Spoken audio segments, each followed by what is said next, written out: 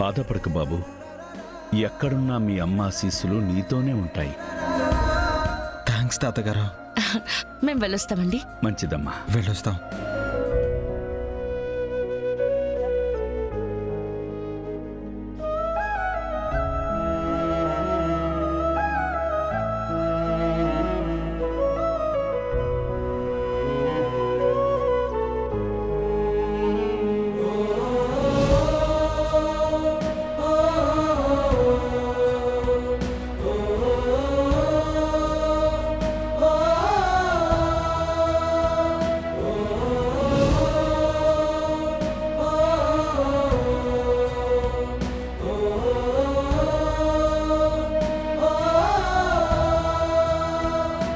ఏమైంది పెద్దయ్యా? ఆ అబ్బాయిని ఎలా చూస్తున్నారు? మాట మనిషి సంస్కారం చూస్తుంటే నా మనవడు కూడా ఎలానే ఉంటాడేమో అనిపిస్తుంది. నువ్వు సూరి పని చూడు, నేను వెంటనే వెళ్ళి సుధాకర్ని కలిసి నా మనవడి గురించి కనుక్కుంటాను. సరేనయ్యా, ఉంటాను.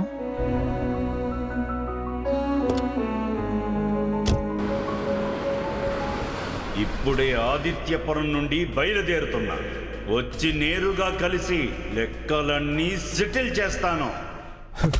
లేదు, నాన్న ఏదో చేస్తాడని నేను సైలెంట్గా ఉంటే ఆ ముసలోడు ఇంటికి వస్తాడు. వాడి కూతురికి ఎందుకు అన్యాయం చేశావు నిలదీస్తాడు. మనవాడికి న్యాయం చేయమని పట్టుబడతాడు. నాన్న కాదన్నా అక్క వెళ్ళిపోమ్మన్నా ఆ ముసలోడు ఖచ్చితంగా కేదార్ కోసం గొడవ చేస్తాడు.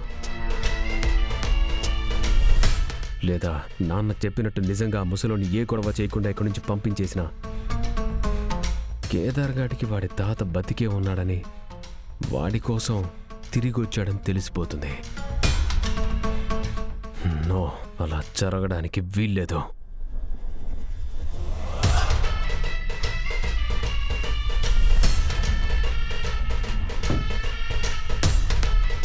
ముసలోడు ఇంటికి రాకముందే కేదార్ని కలవకముందే చంపేయాలి. యువరాజ్, జరుగు నిషి, జరుగు. ఆగు, జరుగు నిషి. ఆగు, ఆగు, ఆగు, ఆగు. గన్న తీసుకుని ఆవేశంగా ఎక్కడికి వెళ్తున్నావు? రే అబ్బుడా, నిన్నేరా అడిగేది? ఏం చేసేదానికిరా బయటికి పోతా ఉండవు? మనకున్న సమస్యల్ని దూరంగా పంపించడానికి వెళ్తున్నానమ్మా. అంటే కేదార్ని చంపడానికి వెళ్తున్నావా? వాడి ఒరిజినల్ తాత వీరశంకర్ని చంపడానికి వెళ్తున్నా. వీరశంకర్ని చంపడానికి వెళ్తున్నా. వీరశంకర్ని చంపడానికి వెళ్తున్నా. వీరశంకర్ని చంపడానికి వెళ్తున్నా. ఏంద్రా నువ్వు చెప్పేది? కేదార్ తాత మళ్ళా తిరిగి వచ్చుండా? అసలు అసలు ఏం జరుగుండది? అతను ఇందాక నాన్నకు కాల్ చేశాడు. నాకు నా మనవడు కావాలి. 25 ఏళ్ల ముందు దూరమైన నా మనవణ్ణి వెతుక్కుంటూ వచ్చాను.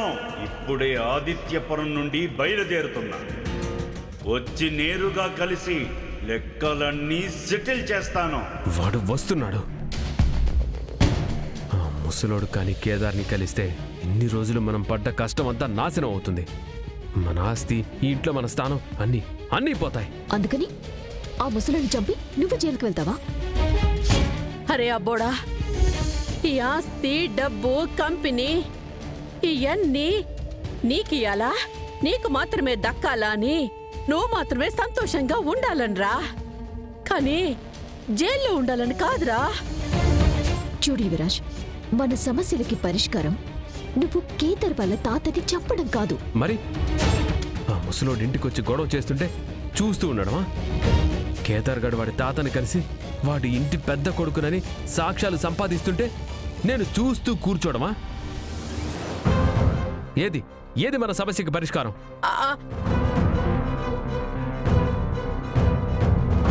వాళ్ళ తాతని కలవకుండా చేయటం.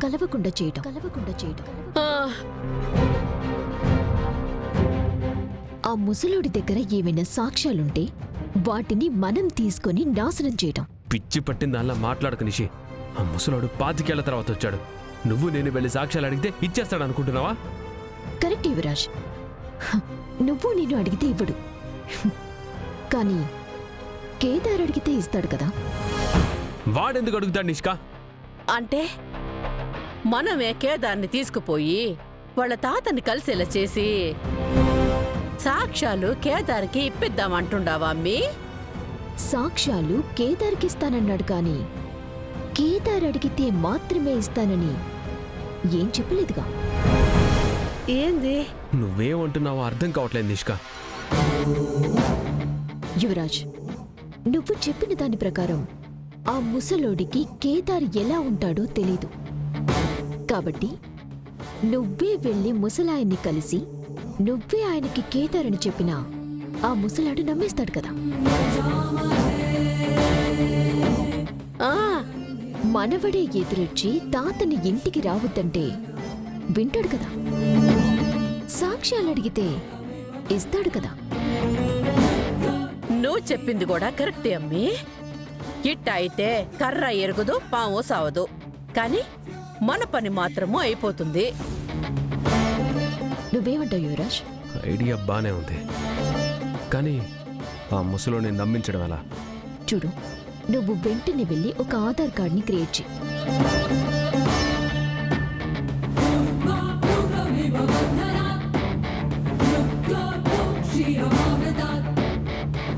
అర్థమైంది కదా?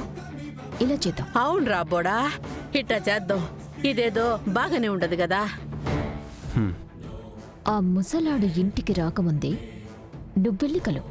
సరే, నువ్వు చెప్పినట్టే ఆ ముసలాన్ని కలిసి ఇంటికి రాకుండా చేస్తాను. సరే, జాగ్రత్తగా వెళ్ళు. యువరాజ్, గన్.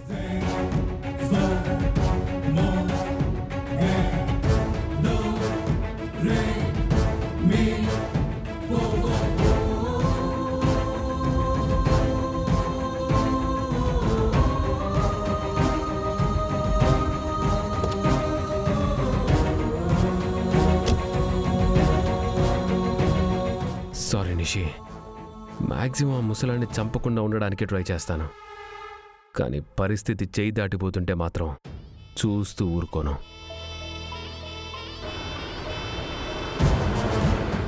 ఇప్పుడే ఆదిత్యపురం నుండి బయలుదేరుతున్నా. వచ్చి నేరుగా కలిసి లెక్కలన్నీ సెటిల్ చేస్తాను. 25 ఏళ్ల ముందు దూరమైన నా మనవణ్ణి వెతుక్కుంటూ వచ్చాను.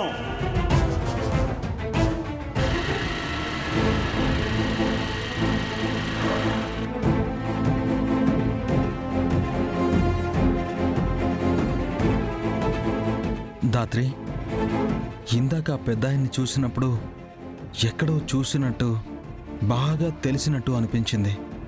అవునా? నీకు తెలిసిన వాళ్ళేమో మాట్లాడాల్సింది కదా. మాట్లాడదామని అనుకున్నాను, కానీ ఎక్కడ చూశానో, ఎలా తెలుసో కూడా తెలియకుండా ఏమని మాట్లాడాలో అర్థం కాలేదు. మరి నీకు తెలిసిన మనిషి అయితే ఆయన్ని గుర్తుపెట్టేవారు కదా. హ్మ్. సరే పద.